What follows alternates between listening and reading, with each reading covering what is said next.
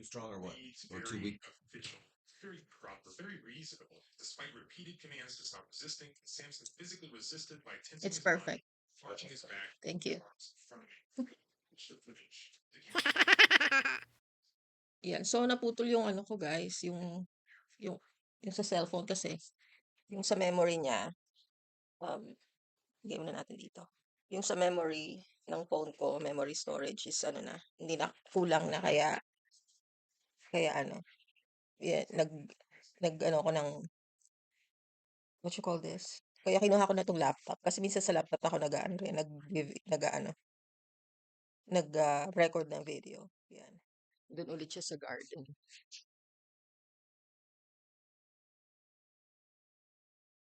While drinking coffee.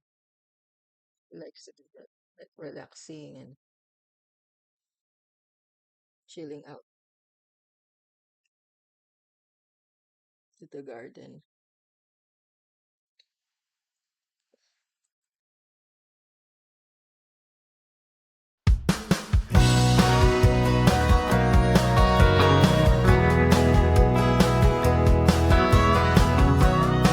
Good morning, guys. Yes. So it's 8 a.m. Exact here in Utah. 8 a.m. in the morning. 8 a.m. Yan. So akala ko kasi makakaalis na kami today because lilipat na kami, kaya lang hindi dumating yung hinihintay ni David na mail sa mailbox yesterday. Wala pa sa mailbox, kaya so andito pa rin kami. Yeah, so as usual, David is making coffee for me. He does that every morning. He's every time I wake up or I woke up, I don't know which one is correct. Every time I wake up or every time I woke up.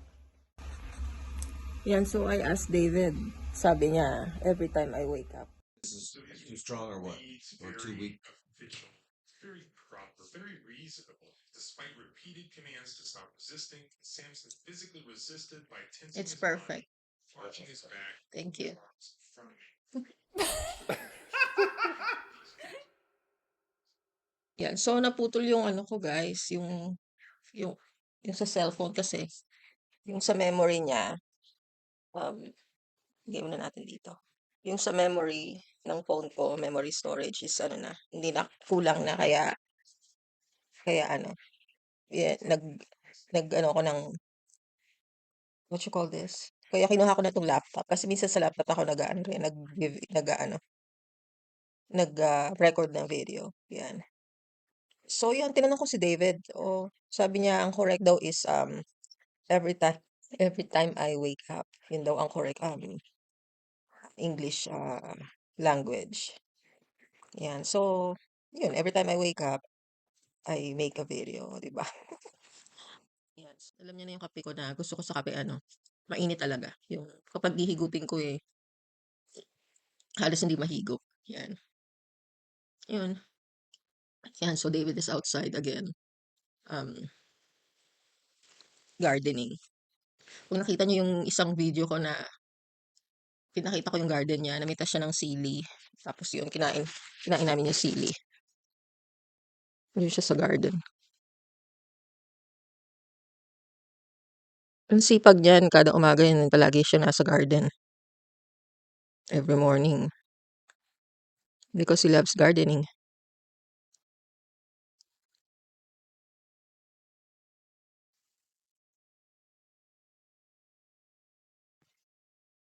Yeah, so bali itong lugar na to, iiwan na din namin to siguro in 2 days. It should be yesterday, but ano, the mail is not, hindi pa nakuha ni David yung hinihintay niya na sulat. Kaya once na makuha namin yun, punta na kami sa ano, baka sa Colorado muna hanggang sa ma-reach namin yung West Virginia, kasi we're planning to get a place in West Virginia to settle. Yeah. So I hope it's in West Virginia because I think I like West Virginia. Saka gusto namin kasi yung mga country style. Hindi masyadong city, ayaw ni David ng talagang city. Yun. So, yun lang. Pero bale naka-ano na ako kagabi, naka-pack na ako kagabi. Naayos ko na yung mga maleta. So, pero gusto ko kasi maglinis bago kami mag-check out. And every time we check out, I clean first the place before we leave. Kasi sometimes really it's really messy. I don't like the owner think something because it's really messy. So I have to clean first, you know. And I always do that when we check out before we leave. I mean before we leave, I always do that. Kung makikita niyo yung ilalim ng lamesa, yun yung mga luggage namin. Yan yung mga luggage. So ita-transfer ko na lang yan I will just have to transfer them in the car. Yan, so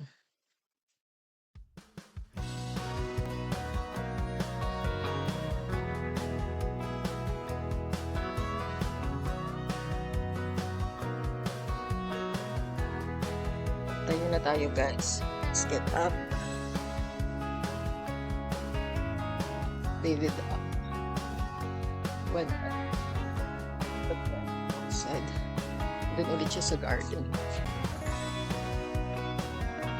While drinking coffee. Relaxing and chilling out. In the garden.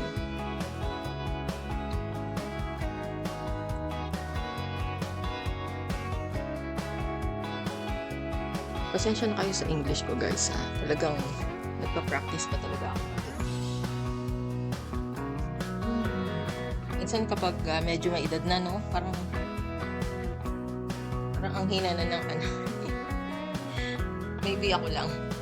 Parang tagal ko matuto. Kasi palagi ako tinuturuan ni David ng English eh. Palagi niyang kinukorek yung yung English ko. Minsan natututo naman ako, napipick up ko naman. Pero minsan, bumabalik. So,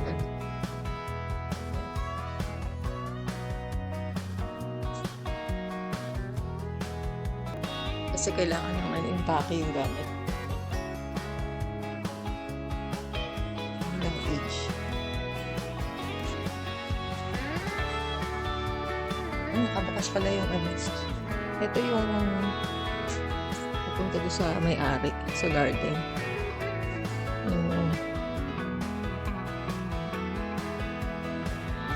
Madalas dyan yung may-ari.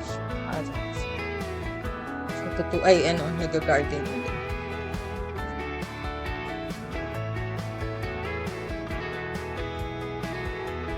So, dito na lang tayo guys.